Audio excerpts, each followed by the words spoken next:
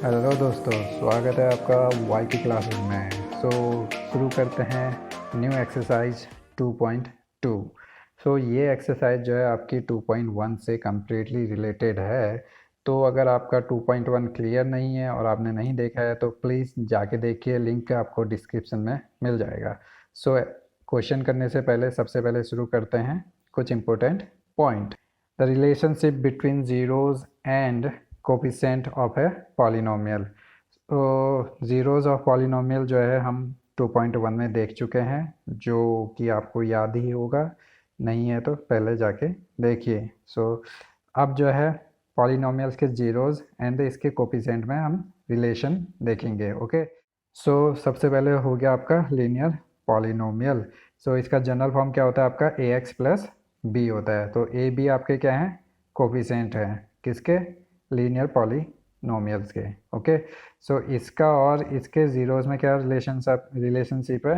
ये रिलेशनशिप है, ठीक है। लेट इसका तो केवल लीनियर पॉलिनोमियल है तो एक ही ज़ीरो होगा, ठीक है।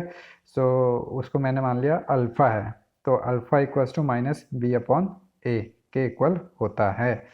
जीरोस हम कैसे निकालते हैं? पॉलिनोमियल को इक्वल टू जीरो कर देते हैं, जो कि हम पिछले क्वेश्चन में कर चुके हैं, और उससे जो है हम एक्स की वैल्यू निकालेंगे, वही आपके जीरोज होते हैं। तो यहाँ पर अगर इक्वल टू जीरो करेंगे तो एक्स इक्वल टू आपका क्या हो जाएगा? माइनस बी अपॉन ए हो जाएगा, ठीक है। तो चलते हैं next polynomial, that is quadratic polynomials में। तो इसका जनरल फॉर्म क्या होता है? आपका A X square plus B X plus C, ठीक है। क्वाड्रेटिक पॉलिनोमियल्स का जनरल फॉर्म। तो यहाँ पर हमारे कोफिशिएंट्स क्या हैं? A B and C. तो अब इनका रिलेशनशिप देखना है हमारा क्वाड्रेटिक के जो ज़ीरोज़ हैं उनके साथ, ठीक है। मैंने मान लिया let alpha and beta are zeros of polynomial, ठीक है। अल्फ़ा बीटा ये दो जीरो हैं इस क्वाड्रेटिक पॉलिनोमियल के। रिलेशनशिप हम यहाँ पे देख लेंगे। Sum of zeros that is alpha plus beta होता है आपका माइनस बी बाई ए, और प्रोडक्ट ऑफ जीरोज़ आपका क्या? अल्फ़ा इंटू बीटा होता है इक्वल टू सी बाई ए। तो आप ये याद रखेंगे, क्योंकि मैक्सिमम हम यहाँ पे जो है क्वाड्रेटिक के ही सॉल्व करेंगे क्वेश्चंस। ओके, बी क्या है? आपका कोफिशिएंट ऑफ एक्स है, ठीक है। एक्स का कोफिशिएंट क्या है? बी है। और ए तो आपका है एक्स स्क्वायर का कोफिशिएंट है। ऐसे ही सी जो है आपका कांस्टेंट है, जो लास्ट टर्म है आपका, एंड ए जो है आपका एक्स स्क्वायर का कोफिशिएंट है। तो ये दो वैल्यूज़ आपको याद रखनी है, ये आपके बहुत काम आएगी। तो इसी तरीके से अब हम क्यूबिक पॉलिनोमियल्स को भी देख लेते हैं। ओके, इसका जनरल फॉर्म क्यूबिक पॉलिनोमियल का होता है A X cube plus B X plus C X plus D. तो A B C D are the coefficient of this polynomial.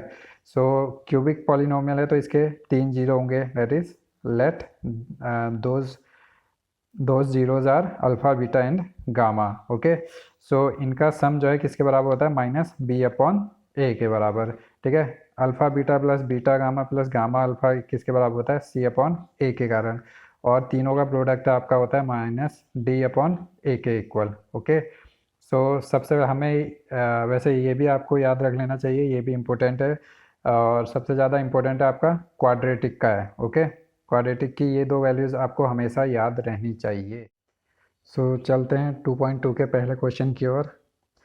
Find the zeros of following quadratic polynomials and verify the relationship between the zeros and coefficient. तो सबसे पहले हमें क्या निकालना है? Zeros निकालना है, ठीक है। क्वाड्रेटिक पॉलिनोमियल्स दिया है, ठीक है, केवल क्वाड्रेटिक दिया है और कोई भी फॉर्म नहीं दिया है। और इनके ज़ीरो निकालने के बाद इनके जो कोफिशिएंट हैं ए बी सी, ओके, उनके साथ रिलेशनशिप हमें देखना है, जो अभी हम थ्योरी में देख चुके हैं कि वही रिलेशनशिप आ रही है या नहीं आ रही है। ऑफ कोर्स आनी चाहिए। ओके, सबसे पहला वो है x square minus two x minus eight. तो ये मैंने मान लिया function P X. Okay, zeros निकालने के लिए हम क्या करते हैं? क्वाड्रेटिक को, जो भी हमारे पास पॉलिनोमियल्स है, उसको ज़ीरो के इक्वल कर देते हैं, ठीक है। यही हमने यहाँ पे भी किया है। तो ये हो गया x square minus two x minus eight is equals to zero किया है। ओके, क्वाड्रेटिक का वैसे इंट्रोडक्शन आप 9th क्लास में पढ़ चुके होंगे। अब यहाँ पे देखिए, हमें इसके फैक्टर करना है, बीच वाले टर्म को हमें तोड़ना है। हम इसे किस तरीके से तोड़ते हैं? तो यहाँ पे हमने जो है क्वाड्रेटिक के कोफिशिएंट की वैल्यूज़ लिख दी हैं, ठीक है। एक्स स्क्वायर का कोफिशिएंट क्या होता है? ए की वैल्यू कितनी है? 1, ठीक है। बी की वैल्यू कितनी है -2, सी की वैल्यू कितनी है -8। ठीक है, तो अब हम इस टर्म को कैसे तोड़ेंगे, ए इंटू सी का जो भी वैल्यू आएगी, ठीक है, ए इंटू सी की जो भी वैल्यू आएगी उसको ऐसे फैक्टराइज करेंगे कि वो आपका -2 के इक्वल होगा, बी के इक्वल होगा। ओके, तो ए इंटू सी की वैल्यू कितनी है -8। ठीक है, सो -8 कैसे आएगा, देखिए 8 के क्या क्या वो होते हैं आपके माइनस, आप पहले इसको छोड़ दीजिए, केवल 8 के जो आपके फैक्टर होते हैं 2 इंटू 2 इंटू 2। ठीक है, सो इसको किस तरीके से हम वो करें कि आपका 2 के इक्वल आ जाए। ठीक है, इनको दो पार्ट्स में वो करना है, तो 4 2 2 जा 4 इंटू 2, तो ये मैंने दो पार्ट्स में डिवाइड कर दिया। ओके, सो अब इन दो को मल्टीप्लाई करके 8 के बराबर आना है, जो कि आएगा क्योंकि हमने इसी के फैक्टर से ये चीज़ बनाई है। ओके, लेकिन इन दोनों को ऐड करने पर जो है ये -2 के इक्वल होना चाहिए। तो इसमें से हम क्या कर सकते हैं, 4 वाले को -4 कर सकते हैं और इसको प्लस कर सकते हैं। जब हम इन दो को मल्टीप्लाई करेंगे तो ये -8 के बराबर होगा, जो कि ये वैल्यू के बराबर होना चाहिए, मतलब a इंटू सी के बराबर होना चाहिए। और जब हम इन्हें ऐड करें, -4 + 2 करेंगे, -4 + 2 करेंगे, तो ये आपका किसके बराबर होना चाहिए, b की वैल्यू के बराबर। तो ये कितना आ जाएगा -2। तो ये दो हमारे फैक्टर निकल गए हैं, हम b को इन दो फैक्टर के फॉर्म में लिख सकते हैं। ठीक है, एक बार आप फिर से देखिए, फिर से सुन लीजिए क्लियर करने के लिए। मैंने यहाँ पे -4 क्यों लिया और +2 क्यों नहीं लिया, अगर देखिए -2 लेते हैं यहाँ पर और +4 लेते हैं तो ये -8 तो आएगा आपका, लेकिन यहाँ पर अगर आप +4 -2 करेंगे तो ये +2 के इक्वल आएगा, हमको चाहिए -2, इसलिए जो है हमने बड़ा नंबर और नेगेटिव ले लिया है। ठीक है, तो क्वाड्रेटिक आपको ऐसे सॉल्व करनी आनी चाहिए। ठीक है, ये फैक्टराइजेशन मेथड है क्वाड्रेटिक सॉल्व करने का, जो कि आप आगे 4th एक्सरसाइज चैप्टर में भी पढ़ेंगे। ओके, सो अब हमने इसको तोड़ दिया -4 + 2x के फॉर्म में। ठीक है, अब इन दो पार्ट्स में क्या कॉमन है, x कॉमन ले लिया, यहाँ बचा x, यहाँ बचा केवल -4। इन दोनों में 2 कॉमन ले लिया तो यहाँ पे बचा x, और यहाँ पे 2 कॉमन आया तो 4 बचा। ओके, 4 2 जा 8 हो जाता है। अब इन दो टर्म्स में देखिए x -4 कॉमन है, तो x -4 कॉमन बाहर ले लिया, तो यहाँ बचेगा केवल x, और यहाँ सेकेंड टर्म में बचा केवल +2। अब ये इक्वल्स टू 0 है। अब ये इक्वल टू ये इक्वल के इस साइड तो 0 वैल्यू है, इसकी वैल्यू भी 0 होनी चाहिए। वो कब होगी, जब आपका x -4 0 के इक्वल होगा, या फिर x + 2 0 के इक्वल होगा। ठीक है, ये मल्टीप्लाई में है दोनों, तो क्या होगा, x -4 0 के इक्वल हो गया तो x की वैल्यू आपकी आ गई 4, और x + 2 0 के इक्वल लगी तो x की वैल्यू हो गई -2। तो ये आपके दो जीरोस बन गए। ठीक है, 4 और -2 क्या है, ये zeros of this quadratic equation. तो जैसे कि हम अल्फ़ा बीटा मान लेते हैं, अब नहीं भी माने, अब कुछ भी माने, कोई फ़र्क नहीं पड़ता है। ठीक है, तो अल्फ़ा की वैल्यू 4 मान ली है, बीटा की वैल्यू -2 मान ली है। ओके, यहाँ पर अल्फ़ा की वैल्यू 4 हो गई और बीटा की वैल्यू -2 हो गई। ठीक है, सो जीरो इसका मतलब है, मतलब ये 4 वैल्यू अगर आप यहाँ पे रखेंगे इस इक्वेशन में तो इसकी वैल्यू 0 आएगी, -2 अगर यहाँ पे रखेंगे तो इसकी वैल्यू 0 आएगी। तो हमने क्वेश्चन का पहला पड़ाव तो पार कर लिया है। अब हमें क्या करना है, अब हमें करना है इसका वेरिफिकेशन। अब वेरिफिकेशन कैसे करेंगे, इनका रिलेशन देखेंगे कि जो हमने आगे थ्योरी में पढ़ा था कुछ वीडियो के शुरू में, क्या ये उससे रिलेटेड है, क्या ये उस बात को साबित करता है। अगर साबित करता है तो हम इसे पास कर देंगे। ओके, सो अल्फ़ा + बीटा की वैल्यू देखेंगे। ठीक है, सम ऑफ जीरोस कितना है 4, और इन दोनों को ऐड करेंगे तो ये बीटा की वैल्यू -2, 4 -2 2 आ रही है।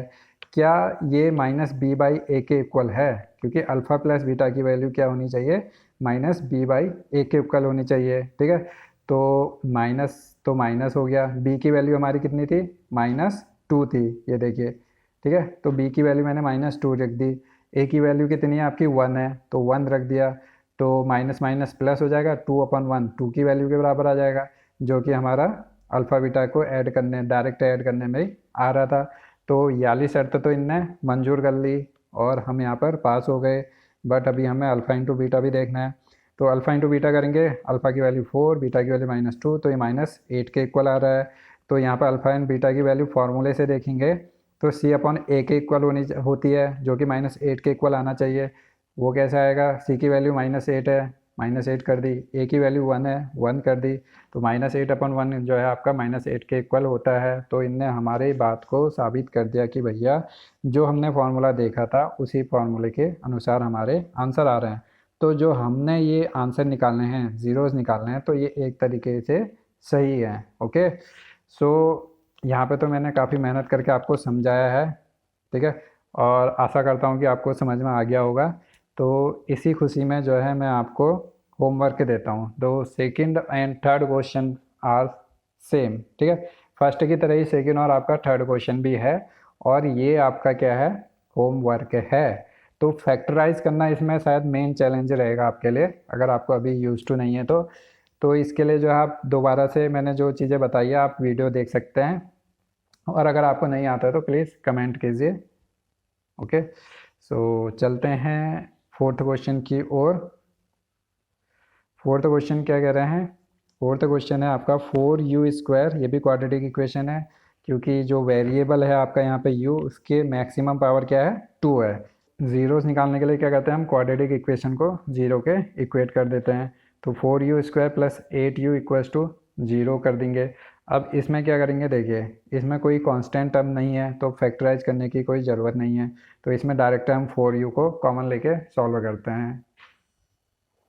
सो हमने 4u जो है आपका कॉमन ले लिया। 4u कॉमन लेने में फर्स्ट टर्म में केवल u ही बचा, सेकंड टर्म में 2 बचा, डेट इज इक्वल टू 0। अब ये टर्म आपका 0 के कब इक्वल होगा, जब ये 4u 0 हो या फिर आपका 4u + 2 0 हो। तो यहाँ से आपकी u की वैल्यू कितनी आ गई, 0 आ गई, और यहाँ से u की वैल्यू -2 आ गई। तो ये मेरा अल्फ़ा हो गया और ये आपका बीटा हो गया, ठीक है, अल्फ़ा मेरा बीटा आपका। तो इन दोनों को ऐड करते हैं तो 0 - 2 क्या हो जाएगा, -2, ठीक है। सो अल्फ़ा प्लस बीटा जो है -b/a भी होता है, ठीक है। तो हमारी इक्वेशन क्या थी आपकी, 4u² + 8u था, ठीक है। सी की वैल्यू, तो इसमें a की वैल्यू कितनी है आपकी, 4 है, b की वैल्यू कितनी है आपकी, 8 है, c की वैल्यू क्या है आपकी, 0 है, क्योंकि c वाला टर्म नहीं है, ठीक है। तो -b/a है, b की वैल्यू रख दी, a की वैल्यू रख दी, तो ये भी आपका -2 के इक्वल आ रहा है, ठीक है। सेकेंड अल्फ़ा इंटू बीटा किया तो 0 आ रहा है, तो यहाँ पे भी देख लेते हैं अल्फ़ा बीटा c/a के इक्वल होता है, तो 0/4 0 के इक्वल ही आ रहा है, तो ये भी हमारा वेरीफाई हो गया। Next question is t² - 15। सो किसी में x है, किसी में u है, किसी में s है, किसी में t है, तो ये सब जो है वेरिएबल्स को लिखने के लिए यूज किए हैं। आप सब में x भी मान सकते हैं, ऐसा कोई दिक्कत की बात नहीं है, ठीक है। ये तो एक वेरिएबल्स को लिखने के लिए कोई भी टर्म यूज कर लिया गया है, ठीक है। सो ये आगे आ गया t² - 15। तो ये भी हमारी क्वाड्रेटिक इक्वेशन है, क्योंकि वेरिएबल जो है यहाँ पर t है और इसकी हाईएस्ट पावर आपकी 2 है, ठीक है। सो चलते हैं सॉल्व करते हैं इसे भी। तो मैंने मान लिया फंक्शन pt = t² - 15 के इक्वल है। अब भैया आपका ये, इसको मैंने तोड़ दिया t + √15 t - √15 के फॉर्म में। ये कैसे तोड़ दिया, आपको अगर ये फॉर्मूला याद होगा, जो कि होना चाहिए कि a² - b² को क्या लिख सकते हैं, a + b और a - b, ठीक है। सो ये a² हो गया, ठीक है, और ये b² हो गया। b क्या है यहाँ पर आपका, 15 क्या है आपका, √15 का स्क्वायर करेंगे तो आपका क्या आ जाएगा, 15 आ जाएगा, यही है √15, ठीक है। तो b कितना हो गया आपका, √15 हो गया, तो a + b into a - b के फॉर्म में लिख दिया = 0। क्वेश्चन हमारा यहीं पे सॉल्व हो गया।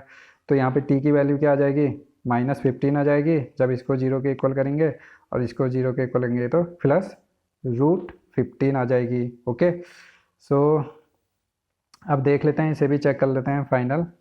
तो अल्फ़ा प्लस बीटा करेंगे, ये अल्फ़ा हो गया, ये आपका बीटा हो गया, दोनों जीरोज़ की वैल्यूज़ हैं। ओके, सो 0 के इक्वल आ रही है, तो हम फॉर्मूले से भी देखते हैं, b/a है, यहाँ पर b क्या होगा, t वाला टर्म, ठीक है। यहाँ पे t वाला टर्म है क्या, नहीं है। अगर t वाला टर्म में नहीं है तो b की वैल्यू कितनी हो गई आपकी, 0। a क्या है, 1 है, ठीक है, t² का कोफिशिएंट क्या है, 1, तो ये 0 वैल्यू आ गई, जो कि इसके बराबर है, सही है। अल्फ़ा इंटू बीटा करेंगे तो रूट हट जाएगा, आपका केवल 15 आ जाएगा, और ये माइनस है, ये प्लस है, तो ये -15 के इक्वल हो जाएगा। अब अल्फ़ा इंटू बीटा जो है फॉर्मूले से देखेंगे तो c की वैल्यू कितनी है यहाँ पर, -15 है, ओके, और ए की वैल्यू 1 है तो ये भी -15 के बराबर है, तो ये भी हमारा वेरीफाई। तो 6 पे क्वेश्चन भी कर देते हैं। वैसे ये भी फर्स्ट सेकंड थर्ड की तरह ही है, फैक्टराइज करना है बस। तो यहाँ पे देखिए, यहाँ पे ए की वैल्यू भी जो है आपको 3 दी गई है, ठीक है। तो ए की वैल्यू कितनी हो गई आपकी 3 है, बी की वैल्यू कितनी है -1 है, और सी की वैल्यू कितनी है -4 है। ओके, सो यहाँ पे क्या करना है हमें, सबसे पहले इस बीच वाले टर्म को हमें तोड़ना है। किस तरीके से तोड़ेंगे, ए इंटू सी की वैल्यू कितनी होगी 4 3 जा 12, तो ए इंटू सी की वैल्यू हो गई -12, फैक्टर करेंगे तो 4 3 जा 12 सीधे सीधे आ गया। इसे 2 इंटू 2 भी कर सकते हैं, लेकिन ऐसे ही आंसर आ जाएगा, ठीक है। 4 3 जा 12 के इक्वल आ गया। अब देखिए -4 + 3 लेंगे, -4 + 3 लेंगे तो आपका क्या होगा, देखिए -4 + 3 लेंगे तो अगर मैं इन्हें ऐड करूँ तो कितने के बराबर होगा, -1 के बराबर होगा। तो यही हमें बीच में चाहिए, ठीक है। मल्टीप्लाई करके -12 के इक्वल आना चाहिए और दोनों को ऐड करके -1 के बराबर आना चाहिए।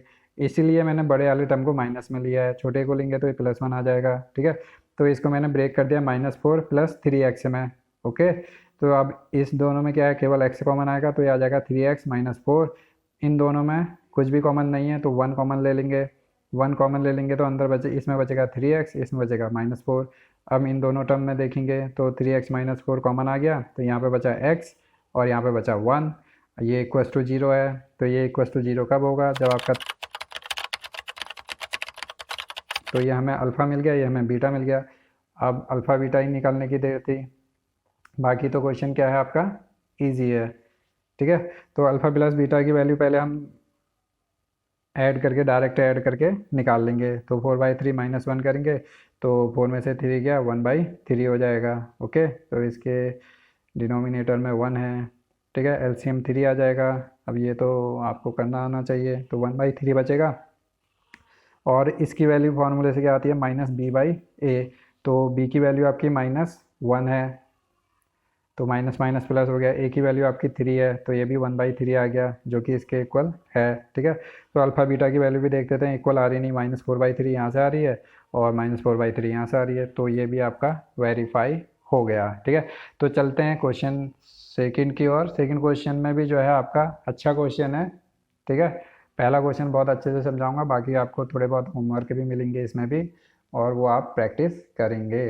ओके, सो क्वेश्चन 2 पे चलते हैं। Find a quadratic polynomials each with the given numbers as the sum and product of its zeros respectively. तो अब हमें जो है ज़ीरोज़ दिए हैं और हमें क्वाड्रेटिक इक्वेशन निकालनी है, ठीक है।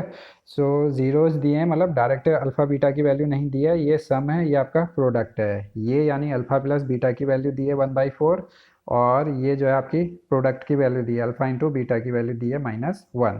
तो इससे हम करेंगे सॉल्व और निकालेंगे हमारी क्वाड्रेटिक इक्वेशन क्या होगी, ठीक है। इसे हम 2 मेथड से करेंगे, जो आपको अच्छा लगेगा आप आगे करिए, लेकिन मैं आपको यहाँ पर दोनों मेथड समझाऊंगा। ओके, तो चलते हैं। अल्फ़ा प्लस बीटा क्या होता है आपका -b/a, ठीक है। ये क्वाड्रेटिक पॉलिनोमियल है, तो क्वाड्रेटिक पॉलिनोमियल्स के फॉर्मूले आपको याद करने ही करने हैं, बहुत इंपॉर्टेंट हैं। ओके, सो अल्फ़ा प्लस बीटा की वैल्यू -b/a होती है, और ये इक्वल टू हो जाएगा 1/4 के, जो कि हमें दिया है। अल्फ़ा इंटू बीटा की वैल्यू c/a होती है, जो कि इक्वल है -1 के। ओके, तो यहाँ से b/a माइनस को इधर भेज देंगे तो -1/4 हो गया। ओके, c/a की तो वही वैल्यू हो गई -1, ठीक है। अब यहाँ पे 2 मेथड है, यहाँ पे या तो हम a b c की वैल्यू का निकाल के रख दें, या फिर अल्फ़ा प्लस बीटा की जो वैल्यू है 1/4 और -1, इससे डायरेक्ट पॉलिनोमियल निकाल दें, ठीक है। तो दोनों मेथड देखेंगे एक एक करके। सो जनरल फॉर्म क्या होती है क्वाड्रेटिक इक्वेशन की, आपकी ax² + bx + c होती है, ठीक है।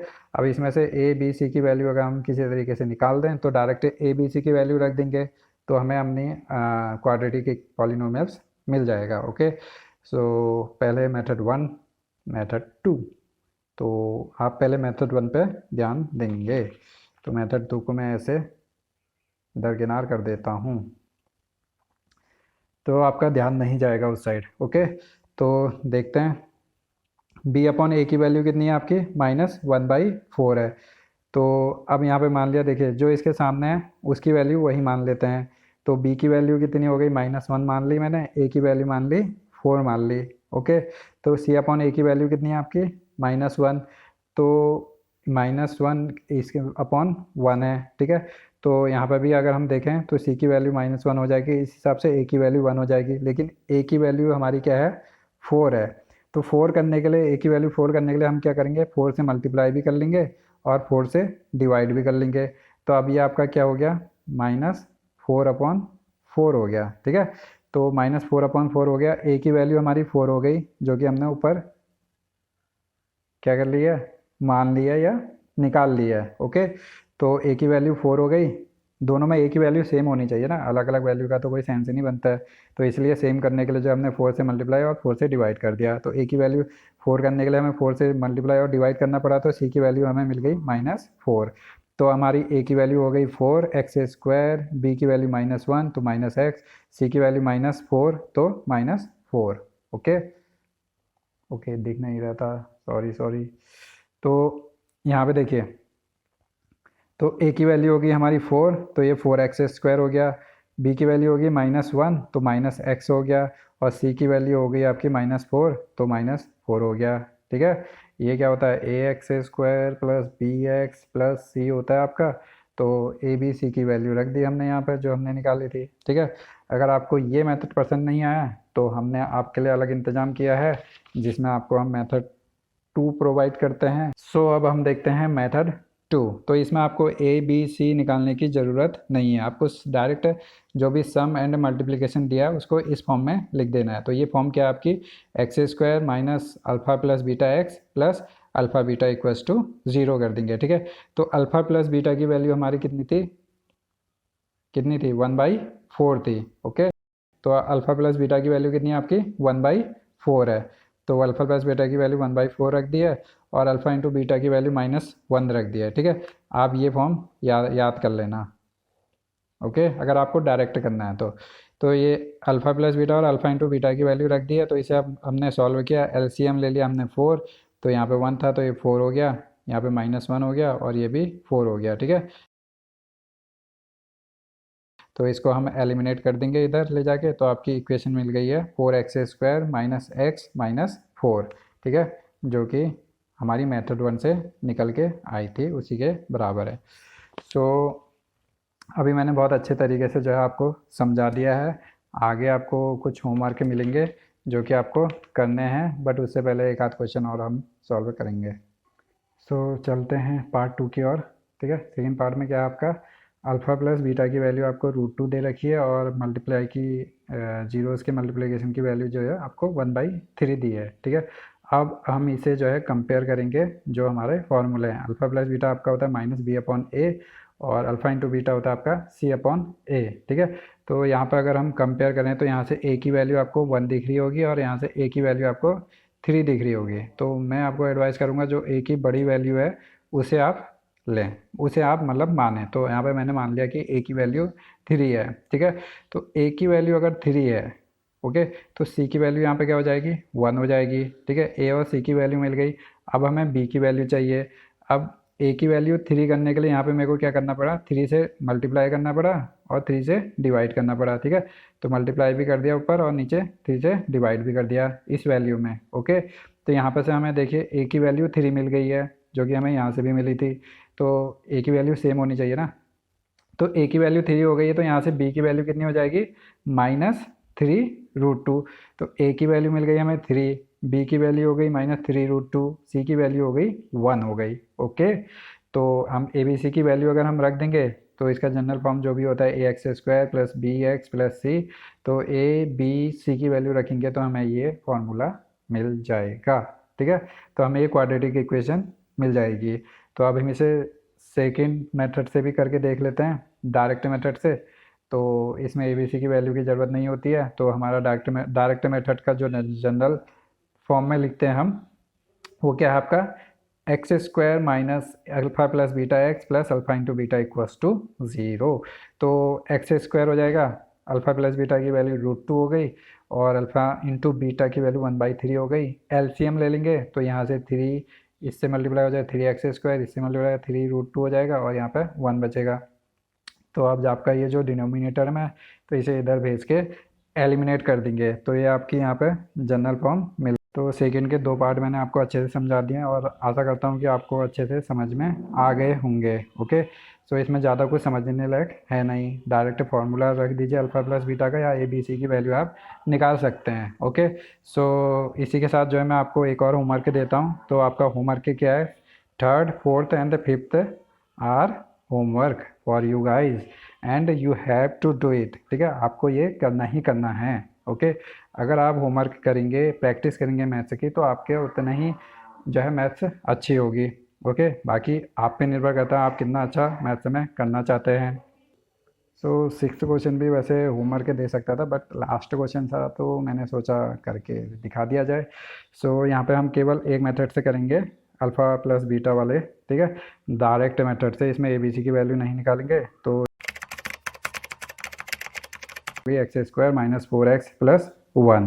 तो यहाँ पर आपका जो है 2.2 भी कंप्लीट होते हुए, आशा करता हूँ आपको समझ में आया होगा। और अगर आपको समझ में आया तो प्लीज़ लाइक कीजिए, शेयर कीजिए, सब्सक्राइब कीजिए। Thank you so much.